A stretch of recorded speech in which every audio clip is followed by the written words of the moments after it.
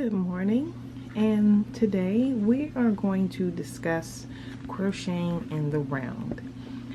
When you're crocheting in the round, this is usually going to be used for things like doilies, hats, some rugs, circular blankets, things of that nature. And it is something that crochet can do just, with its basic materials, whereas with knitting you need the double-ended knitting needles and things of that nature. It's something that we can do, say, naturally with the crochet hook. So first we're going to start with our slip knot.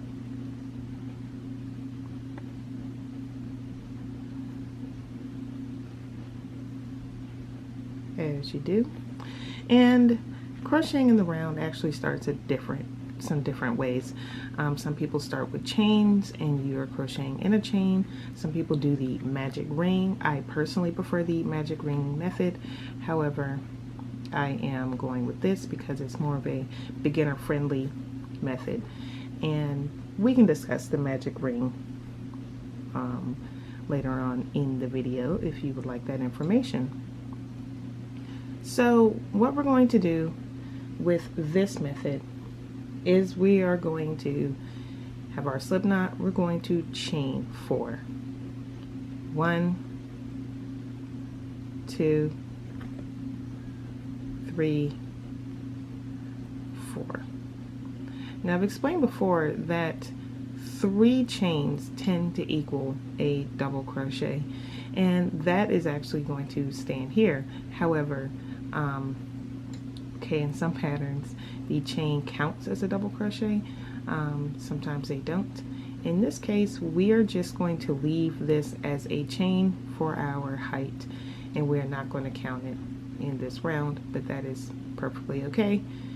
Some patterns do it, some don't. We're not counting that as our double crochet, but instead to establish the height of our double crochet. So going down here to our last chain, we're going to insert 1 double crochet.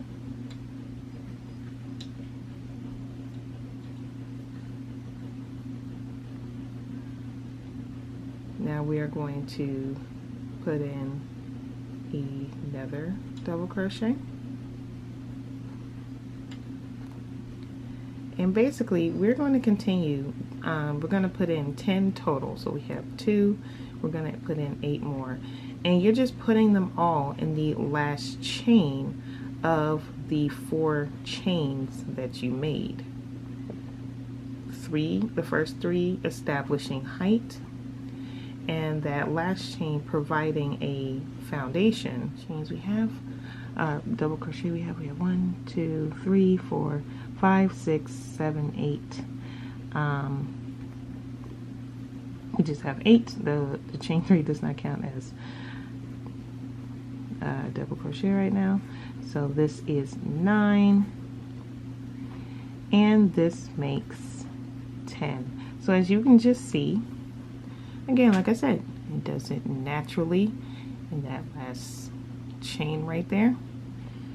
So what we're going to do, 10, 9, 8, 7, 6, 5, 4, 3, 2, 1. We're going to go, and we're going to put a slip stitch into that first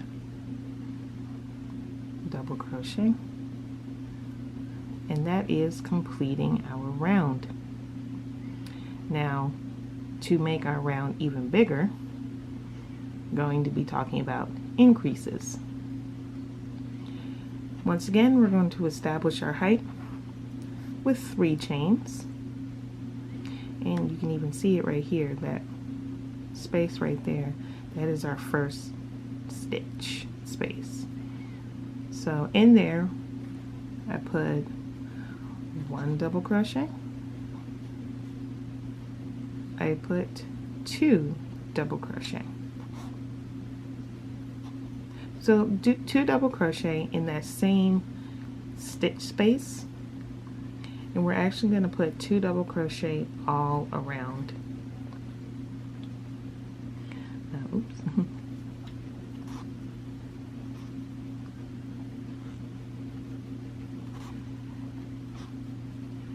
when you are crocheting in the round, you generally increase, you do multiple increase rounds until you have pretty much stabilized the structure the way you'd like it to go. Now if you're working on a circular rug or some type of circular blanket, you'll just be increasing the entire pattern. Whereas if you're making a hat, you would be increasing until you've decided, okay, this is big enough for the top of my head. Now I need to work on the sides and fitting it, you know, somewhere past your ears or something to that nature. As you can see, we just keep on going, keep on going. Counting stitches is extremely important. You always want to make sure that you have enough stitches. 1, 2, 3, 4, 5, 6, 7, 8, 9, 10, 11, 12, 13, 14, 15, 16, 17, 18, 19, and 20. And by the way, when you're working increases, not only do you work it this way for the round, but you also work it this way when you're just going horizontally, just back and forth.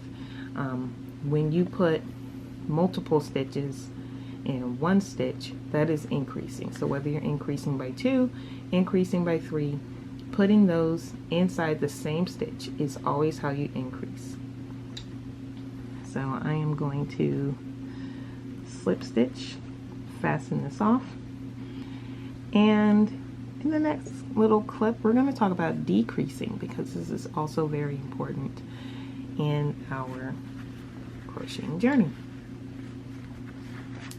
As I mentioned, when we talk about increases, we are going to simply be putting multiple, wait, my hand's in the wrong place, no wonder it feels weird, multiple stitches in the same stitch. So that's just basically what we're doing, turning one stitch into 2.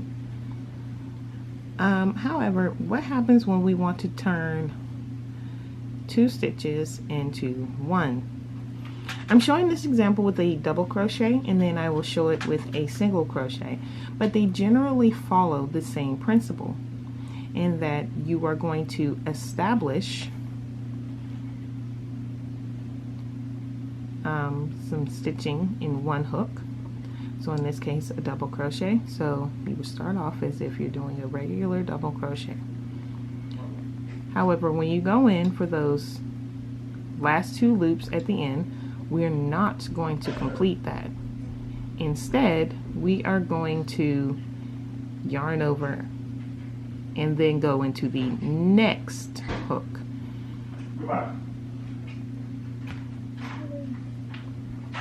Going to the next hook. Oh, sorry, stitch. Then we go in to the next 2.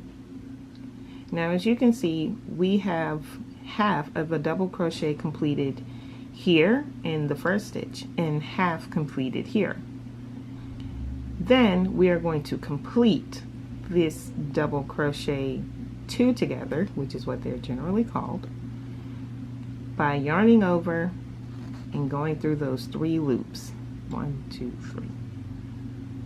And there we have taken 2 stitches and made them into 1. Let's do that again.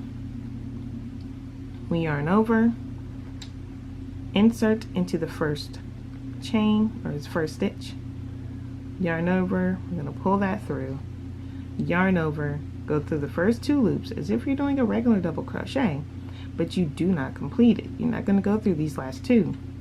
Instead, we're going to yarn over, going to the next stitch, yarn over, pull through, yarn over, go through the next 2 of that one. When we've completed half of a double crochet in each of those, and we have 3 loops left over, we're going to yarn over one more time and pull through all 3 of those. And that is a double crochet 2 together, which is one form of a very common decrease that you'll find. Another common decrease is a single crochet decrease or a single crochet 2 together. Now that one has the same principle of you're going to pick up a stitch in the first and then complete that stitch in the second. So we insert our hook,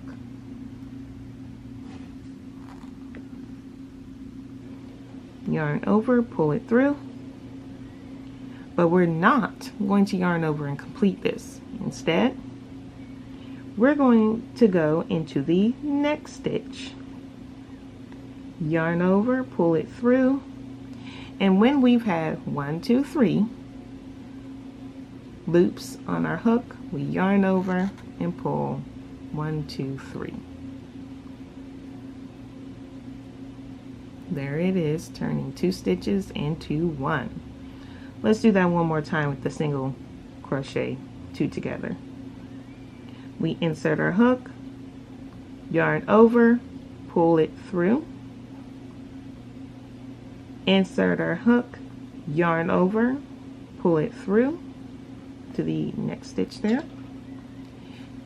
Have 3 loops on the hook, we yarn over and pull through 1, 2, 3. And just about every decrease follows that same principle of picking up in the first stitch but completing it in the second stitch.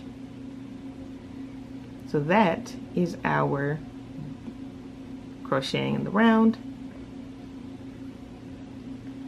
increasing and then decreasing. And like I said, these are just some very basic crochet stitching and techniques that you will find in every single pattern. No matter how complex, these are the basics. If you can do these basics, you can crochet your heart away. I will see you next time. Gasp!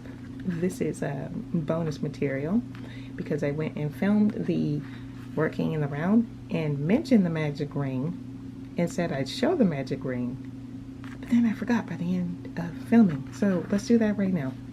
So the magic ring is simply almost similar to making a slip knot, actually. So how I typically do my magic rings is I take my yarn around 3 fingers because I want to make it pretty big. Go around those, anchor that down, send that over, and then that is my starting loop. Insert the hook into the starting loop, and because I'm filming over my camera, there we go. That's why I said this is kind of not beginner friendly because it can be a little flimsy. But put your hook into that starting loop, and then you chain 1, chain 2, chain 3. So we have our loop. This right here is the yarn that we're not going to crochet with, but instead we're going to end up yarning over that. And then you put your stitches in this magic loop.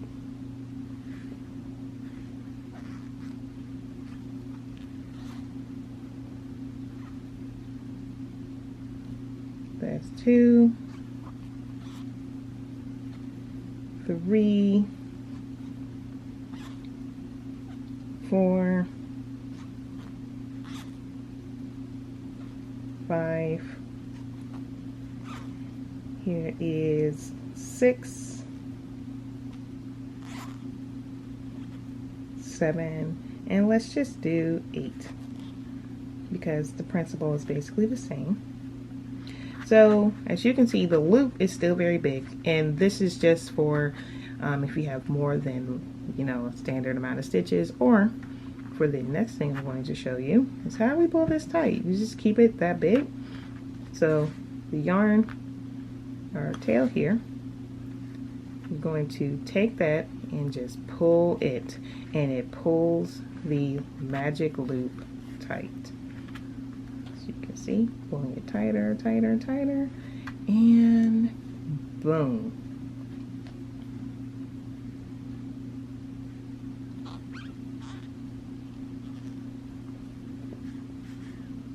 there you go. That is the magic loop.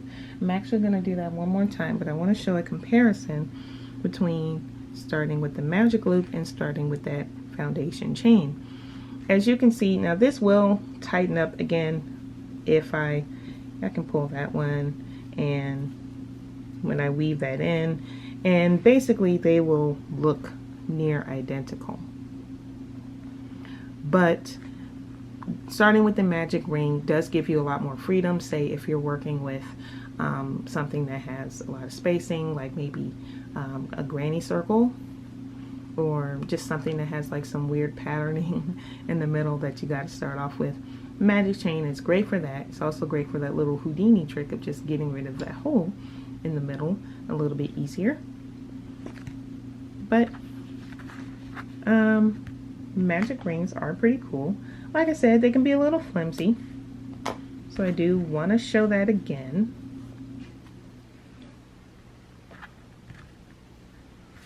Just making sure that we're not losing anyone. This time I'm actually going to start with 2 and just spread my fingers apart.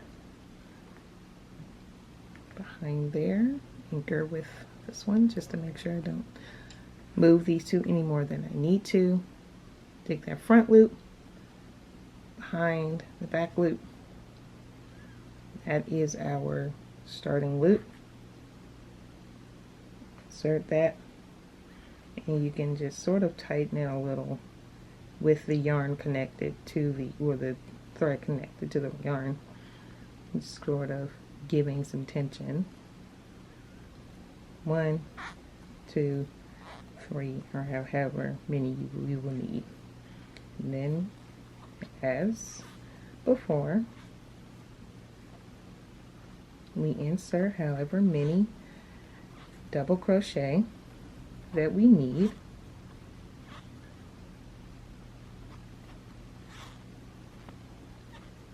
This time I'm going to do 1, 2, 3, 4, 5. Let's do 6.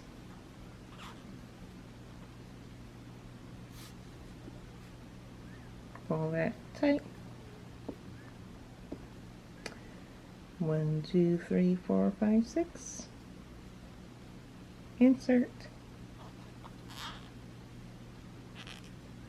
There we go. Smaller circle, but nonetheless still working in the round with a different method, this time the magic ring. And again, you can use that for any circular project, but there you go, the magic ring. See you next time.